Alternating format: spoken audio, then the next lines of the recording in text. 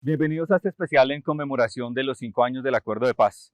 El personaje de hoy es comunicador social con énfasis en paz. Es sociólogo, a espera de los títulos porque la vida se lo llevó por otro rumbo. Es víctima del conflicto armado como quizá muchos de nosotros lo somos, por herencia. Sus abuelos de ideología más bien conservadora fueron desplazados. Fue criado por su abuela y su mamá y esas dos mujeres fueron sus primeros referentes de fuerza y de lucha principalmente. Le sirvió a la patria, prestó el servicio militar, estuvo en el circo y llegó también a la emisora La Voz de la Resistencia. Es firmante del Acuerdo de Paz y un apasionado, como muchos de nosotros, por la radio. Manuel Bolívar, gracias por estar con nosotros en RTBC y en Radio Nacional de Colombia. Bienvenido.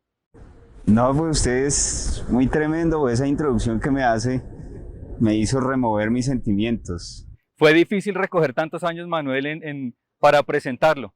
De esa presentación, ¿qué le genera mayor orgullo? Pues mira, te cuento que lo que más me llena de orgullo y lo que más me motiva todo este tiempo en el trabajo de la implementación del acuerdo y anteriormente en esa lucha que nosotros dimos como organización política armada, es esa formación que tú decías que me dio mi mamá y mi abuela. Ellas fueron las que me imprimieron a mí ese impulso imparable de trabajar y de hacer cosas en beneficio de los demás. Le produce mucha nostalgia todavía hablar de mamá y de la abuela. Lo sé porque cuando uno decide luchar, como usted lo decidió y como se dice popularmente en el monte, se pierde de muchas cosas. ¿De qué más se perdió, Manuel? ¿Qué le duele haberse perdido? Mi mamá se murió cuando yo estaba en la guerra. Por eso cada vez que yo hablo de mi mamá o me hablan de mi mamá, a mí se me remueve todo porque yo llegué a firmar el acuerdo de paz. Llegamos a La Habana, yo llegué en el año 2016 y por allá yo llegué en febrero de 2016 y más o menos en marzo me enteré gracias a las redes sociales. Yo abrí una cuenta de Facebook y así me contacté con mi hermana y un día conversando por el chat le dije que yo quería hablar con mi mamá, que me la pasara para que escribiera. Entonces me dijo que no, que mi mamá había muerto hacía 3 años. Pues eso para mí es digamos que de los dolores más profundos que yo tengo y de las cosas que me motivan más a continuar precisamente en este proceso de implementación del acuerdo de paz y luchar por él, para que más familias en este país no tengan que sufrir ese dolor que yo sufro y que sufrió mi mamá por mi separación también. Entonces, eso es bastante duro.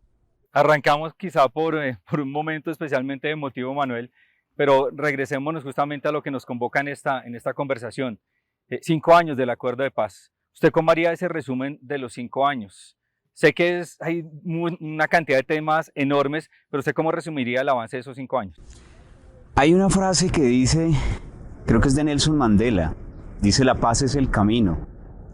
Y este camino es un camino duro, es un camino como la geografía de nuestro país.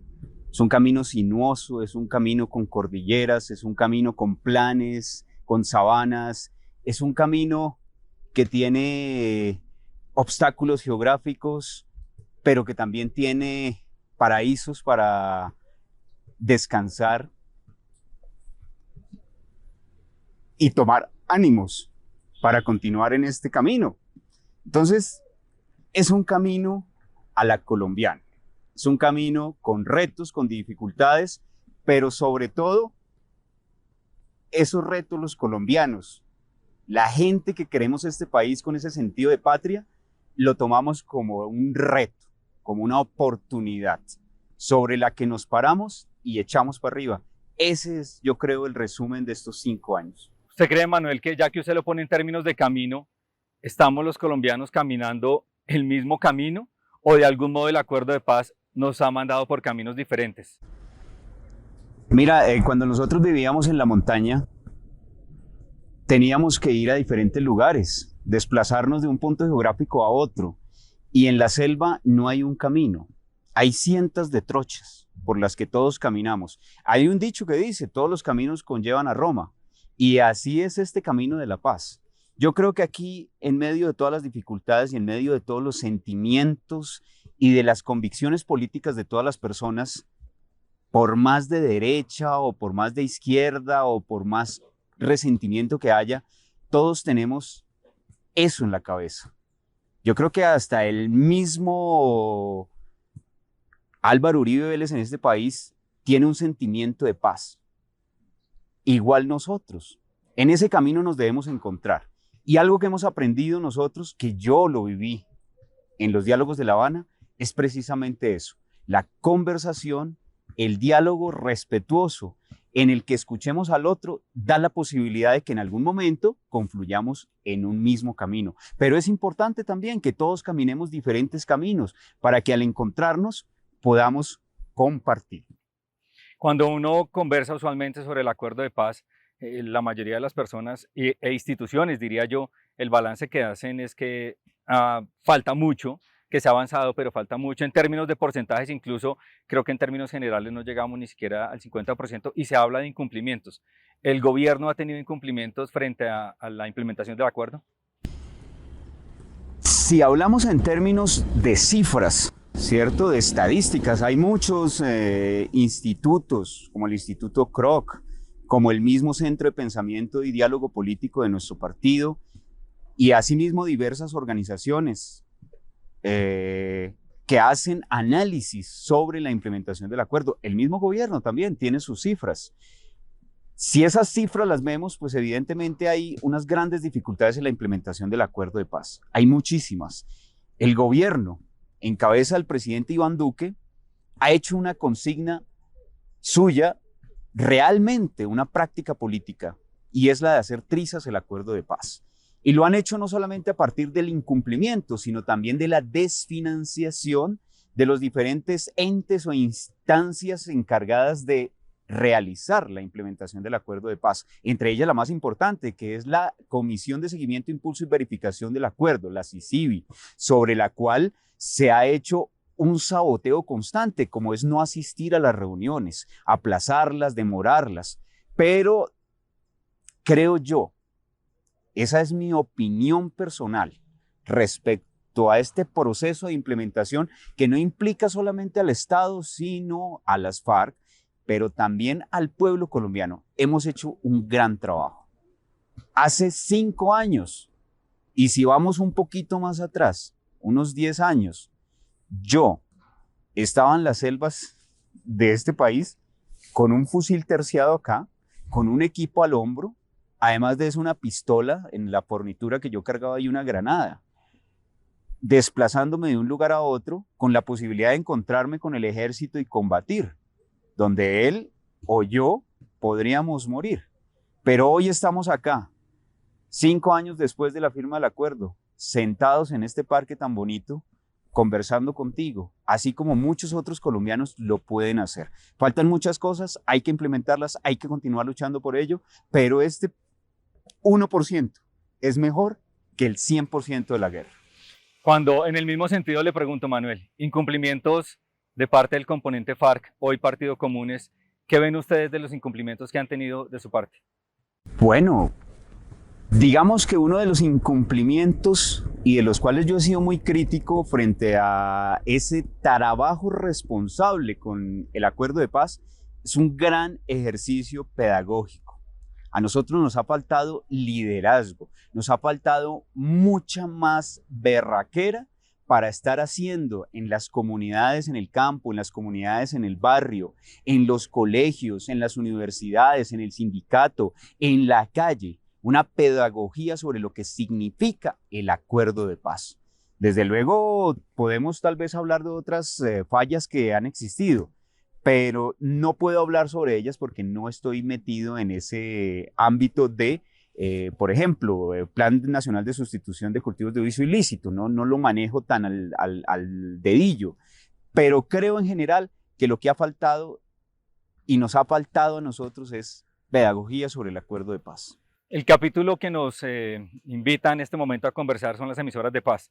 Pero antes de entrar en materia propiamente a las emisoras de paz, creo que es importante hacer una miradita ahí histórica y en confianza entre amigos de La Voz de la Resistencia. ¿Cómo nace la emisora de la guerrilla? Bueno, mira, te cuento que yo esa historia me la conozco casi que a la perfección porque ahora en mi retomada carrera de sociología, mi tesis es sobre la voz de la resistencia. La tesis se llama La guerra en el dial, voz de la resistencia de la AM a la FM. Y la emisora Voz de la Resistencia nace como ese deseo de un grupo de hombres que están con un proyecto político de darle a conocer a la mayor cantidad de personas esa propuesta política. ¿Qué es lo que somos? ¿Por qué luchamos? ¿Qué es lo que queremos en este país? Y además la invitación también para invitarlos a que lleguen a las FARC para vincularse a esa organización política. Se comienza a gestar la idea por allá en la década del 80. Se comienza a pensar en la emisora. Posteriormente, en la década de los 90, se comienzan a hacer experimentos, a que la gente sepa cómo hacer una emisora que sea móvil, además porque es en medio de la guerra. Y ahí llegamos al año de 1998, cuando en los diálogos del Caguán se crea Voz de la Resistencia en AM. Está Posteriormente, marcada, digamos, en el año 98 su sí, en el nacimiento. año de 1998 es cuando se crea ahí en los diálogos del Caguán, en un terreno, un territorio, creo que es meseta, si no estoy mal. Allá se organiza la primera emisora AM. Posteriormente se viene la guerra, porque se terminan los diálogos con el presidente Andrés Pastrana y hay que continuar con la emisora. Pero una emisora como la teníamos en esa época, que era una AM, con unos equipos grandísimos que usted los tenía en un cuarto de 6 por 6 metros, donde estaban los transmisores y eso con una planta grandísima a diésel, pues eran unos equipos muy grandes, estorbosos, que no se podían mover al hombro de un guerrillero. Entonces se comienzan las investigaciones para poder hacer el tránsito a una emisora FM, donde los transmisores son más pequeños, hay unas antenas más pequeñitas y funciona con gasolina, con una planta 2700 en esa época, una Yamaha, que ya es una planta más pequeña, que pesa 2 arrobas, usted fácilmente se la echa al hombro y la mueve por cualquier lugar. Y esa es, digamos, la estructura que posteriormente hará de Voz de la Resistencia una emisora con movilidad y con presencia en el territorio nacional. ¿Por qué? Porque se da la orden de que todos los bloques de las FARC, que son 6, tengan una emisora móvil FM en todo el país. Y se crea la posibilidad de conformar la cadena bolivariana de Voz de la Resistencia, que era el encadenamiento de esas emisoras Voz de la Resistencia en todos los bloques. Pero pues quedó en la idea, se hicieron algunos experimentos, alguna vez se pudo encadenar Voz de la Resistencia al bloque oriental y el bloque sur, y hacer unos pequeños experimentos, pero muy esporádicos, digamos, no tuvo la incidencia y la concreción que quisiéramos. Esa en general es la historia de cómo se genera. ¿Cuántas emisoras alcanzaron a tener? ¿Cuántas frecuencias estaban en algún momento Bueno, mira, activas? en el mejor momento tuvimos 6 emisoras, es decir, una por bloque. Y llegó una oportunidad en la que tuvimos 2 emisoras en el bloque oriental, es decir, tuvimos 7 emisoras. Cuando hablamos, Manuel, de frentes móviles y usted me habla de emisora que se movía, me imagino que tenían que obviamente que cargar con los equipos, que desplazarse. ¿Se consideraba un frente móvil, pertenecía a un frente móvil o es un concepto completamente diferente? Sí, a ver, O era una cosa rara en medio de la guerra, pues. sí, sí, pero nosotros no éramos frente, porque es que la estructura orgánica de las FARC era la siguiente, te la resumo. Primero, una guerrilla compuesta por una escuadra compuesta por 12 hombres y sus 2 comandantes. 12 escuadras conformaban una guerrilla más sus comandantes, o sea, 24 hombres. 2 guerrillas conformaban una compañía, o sea, 54 hombres más sus comandantes. Una compañía o 2 compañías o 3 compañías conformaban un frente móvil. Ese frente, junto con otros frentes, conformaban un bloque de las FARC. Y varios bloques de las FARC, bloque oriental, bloque del sur, bloque Caribe, bloque Alfonso Cano, bloque Magdalena Medio y bloque Iván Ríos, conformaban toda la estructura orgánica de las FARC. Entonces, la emisora de las FARC estaba a cargo de una compañía. es decir, de 2 guerrillas, 54 hombres más sus comandantes. Esos 54 hombres que en algún momento, como nosotros éramos irregulares, es decir, no necesariamente tenía que ser 54 hombres. Una compañía podría ser de 60, de 70 hombres o menos. Entonces, esta compañía, que era la Beatriz González, estaba a cargo de la emisora y se encargaba de transportar los equipos, de abastecer la gasolina, alimentación, de cuidarla, etcétera. ¿Qué tipo de mensajes? Recuerdo que el Ejército Nacional seguramente todavía los tiene, o mensajes de ese tipo. Las emisoras del Ejército tenían campañas para invitar a que los soldados se desmovilizaran. Y usted me habló de la guerra en el dial. ¿Qué tipo de mensajes tenían ustedes desde La Voz de la Resistencia? Bueno, nosotros teníamos una infinidad de mensajes particularizados, es decir, teníamos una segmentación de nuestro público. Nosotros teníamos programas que iban dirigidos desde la mañana con el primer programa que era Buenos días Campesino. Después seguíamos con el noticiero, después seguíamos con Pensamiento Bolivariano, que era un programa dirigido a la gente que le gustaba la historia de Simón Bolívar, la historia patria de la independencia. Teníamos un programa dedicado a la música romántica, se llamaba Melodías Románticas. Teníamos otro dedicado a la mujer luchadora y revolucionaria. Otro al público del campo colombiano en los llanos, FARC, llano y folclor. Otro dirigido al movimiento bolivariano, que era los jóvenes, colocábamos música rock. Teníamos otro programa que se llamaba Salsa, Son y Revolución, dirigido a la gente que le gustaba la salsa, el son cubano, el merengue, etc. Entonces, teníamos una diversidad de mensajes, ¿cierto? Dependiendo del público, pero digamos que había una matriz general de ese mensaje y era: nosotros somos el ejército del pueblo, estamos por la transformación de esta Colombia vieja en una Colombia nueva, es decir, una Colombia democrática, en paz y con justicia social. Por eso los invitamos a que nos escuchen. 102.7, la emisora Voz de la Resistencia en el dial. No se la pierdan, aquí estamos de sábado a sábado, todos los días de 4 de la mañana a 6 de la tarde. Ese era el mensaje general y desde luego también teníamos un mensaje para los soldados y para los policías y ese programa se llamaba Soldado Bolivariano, donde nosotros hacíamos un ejercicio pedagógico de cuáles eran los objetivos en los que se enmarca la doctrina de seguridad nacional que cobija el ejercicio de la policía y del ejército para hacer un esclarecimiento sobre cuál función estaban cumpliendo los soldados y los policías, es decir, de mantener un orden represivo que garantizaba los derechos de las clases explotadoras y que, bueno, también vénganse para aquí, para las FARC, vénganse aquí, hagan también un ejercicio de lucha revolucionaria, que no disparen ese fusil para las clases bajas, sino que lo tengan luchando contra esos que están dominando este país.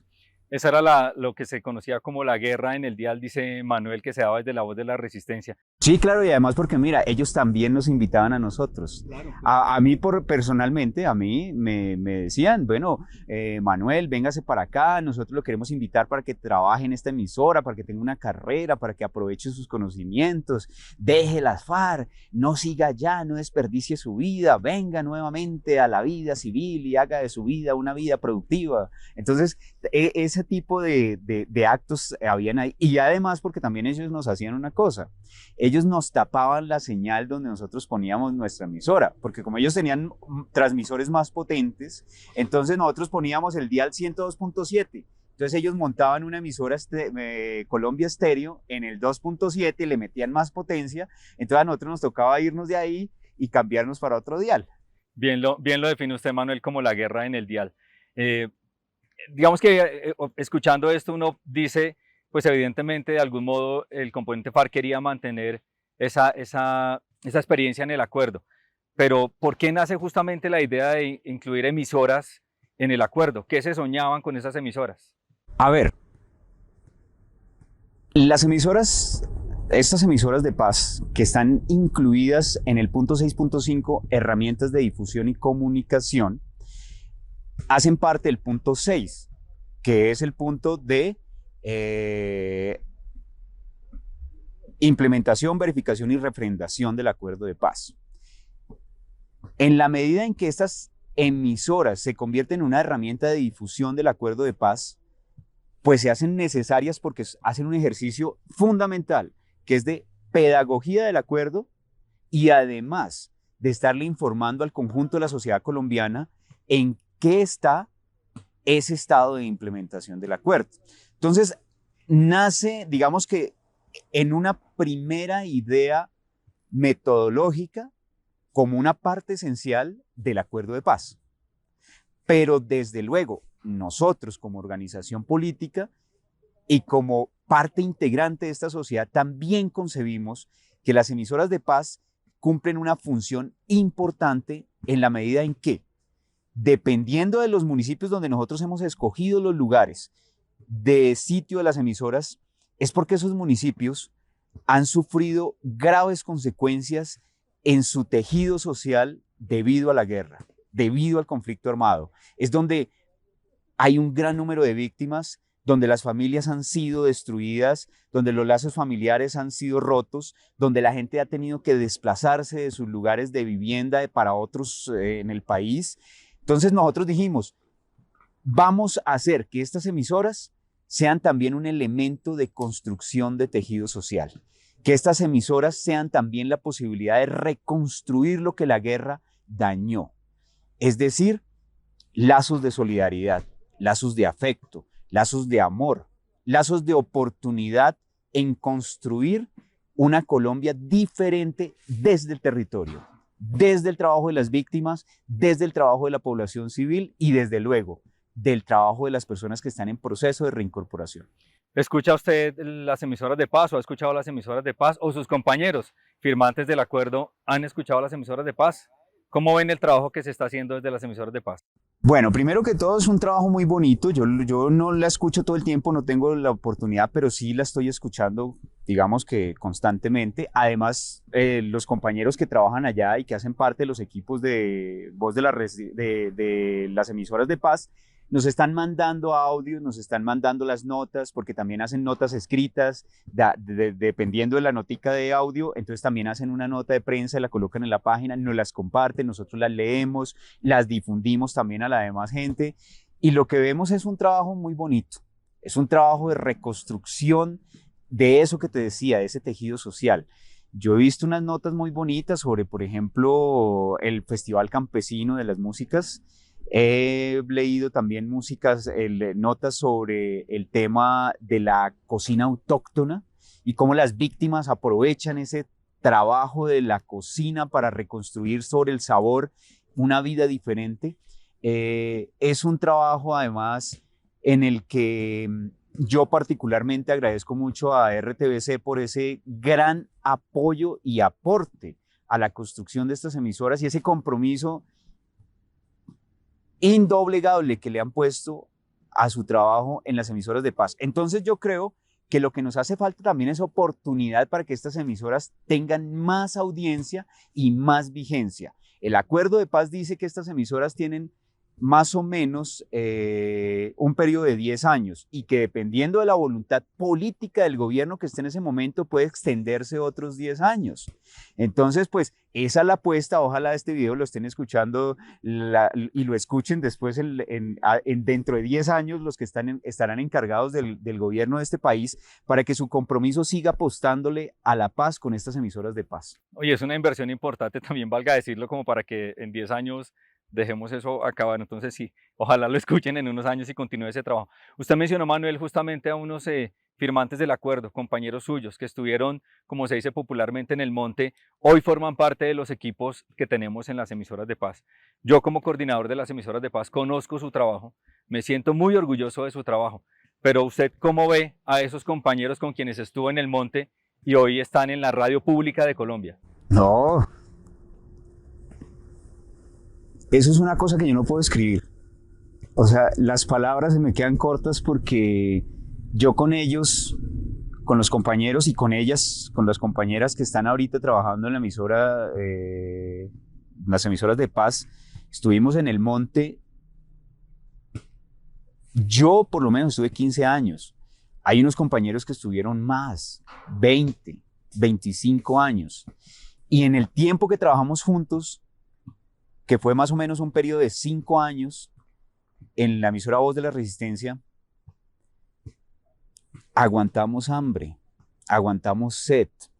Tuvimos que caminar grandes jornadas con esos equipos al hombro, donde se le pelaba a uno la espalda, donde tenía que soportar los fríos del páramo, donde tuvimos que también sufrir la pérdida de compañeros asesinados, sufrir también compañeros que tuvieron accidentes en medio de la guerra, tuvieron alguna mutilación, tuvieron alguna afectación, tuvieron un disparo que les afectó su cuerpo.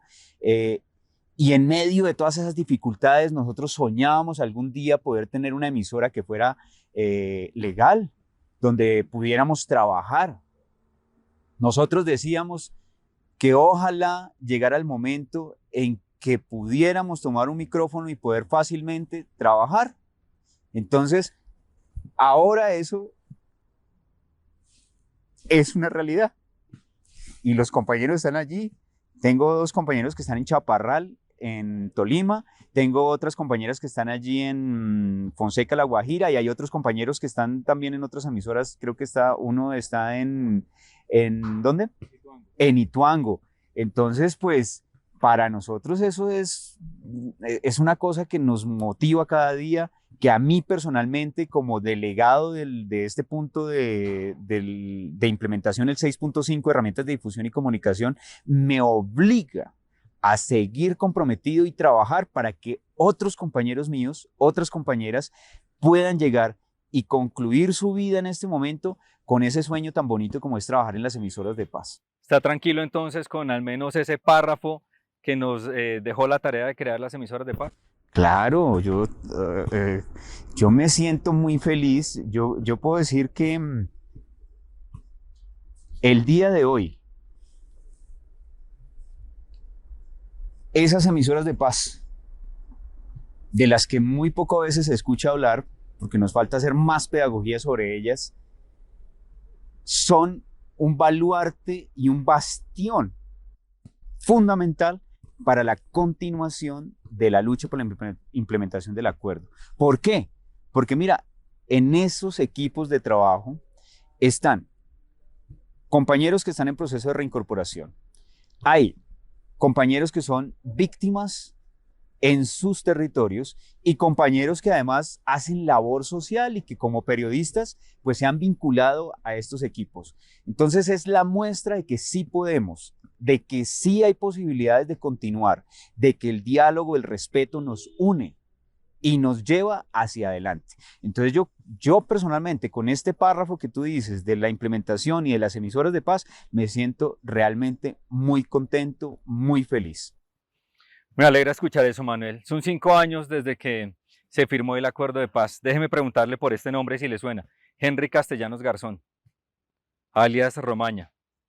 ¿Cuándo fue la última vez que conversó con él y hoy qué le diría? La última vez que conversé con el camarada Romaña fue...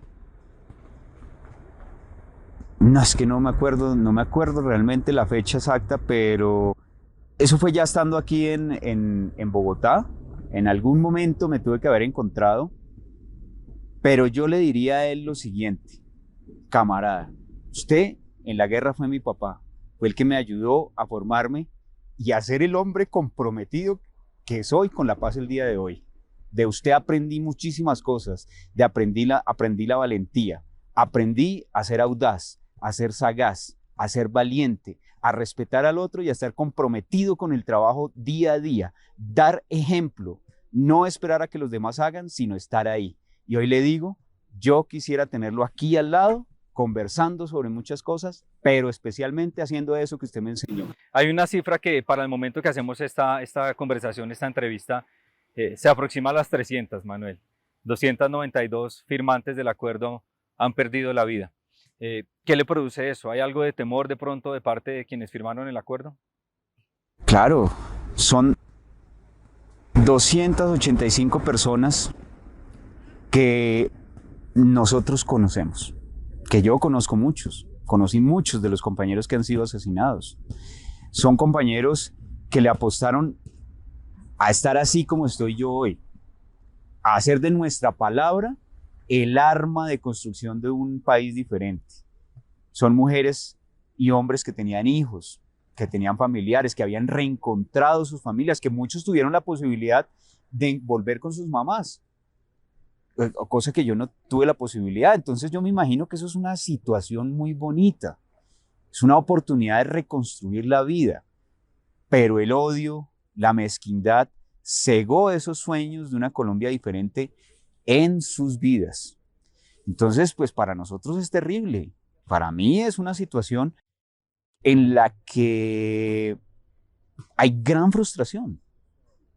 Hay una frustración terrible por eso. Incluso yo mismo estoy amenazado. Aquí donde usted me ve sentado, yo tengo una amenaza por las Águilas Negras de que hace un año me dieron un mes para que me fuera del país porque me iban a matar. Pero nosotros aprendimos una cosa en medio de la guerra.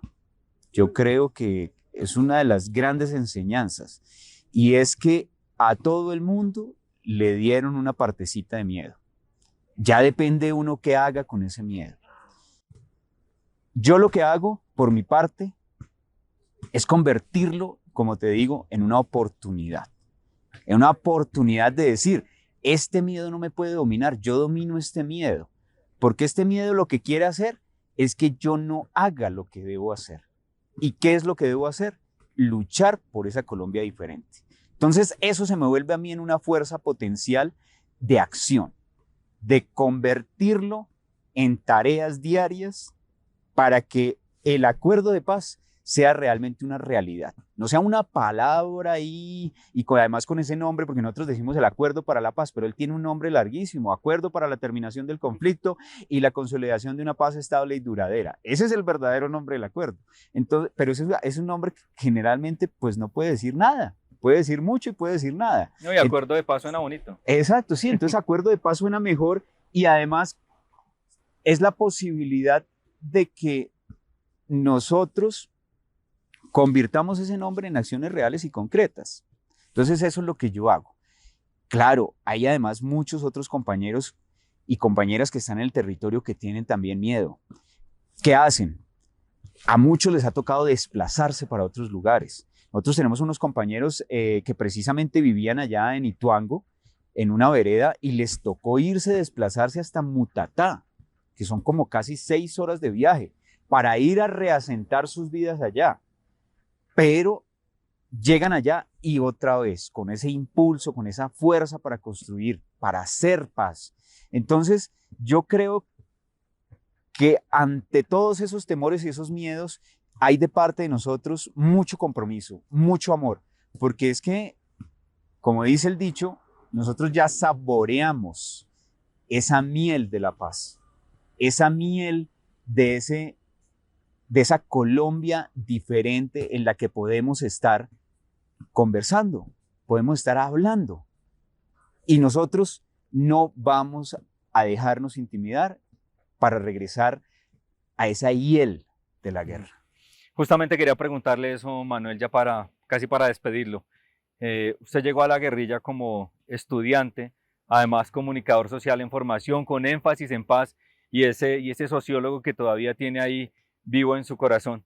¿Estar en la guerrilla era lo que esperaba? ¿Fue lo que se imaginó en algún momento?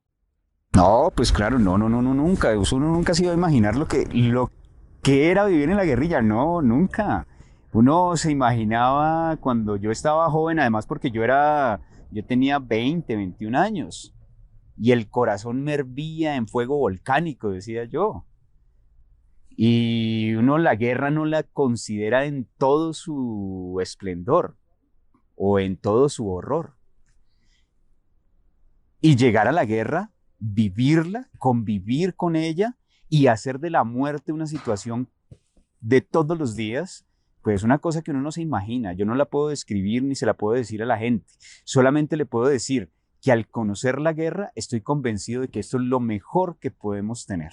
Esta paz difícil, esta paz incompleta, esta paz a medias, esta paz con la que todo el mundo se opone, esta paz es lo mejor que podemos tener.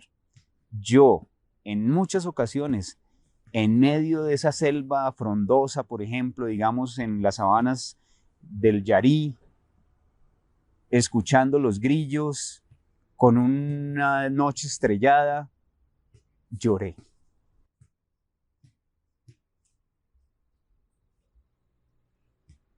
Y lloraba porque anhelaba a mi familia, anhelaba a mis amigos, anhelaba un parque como estos.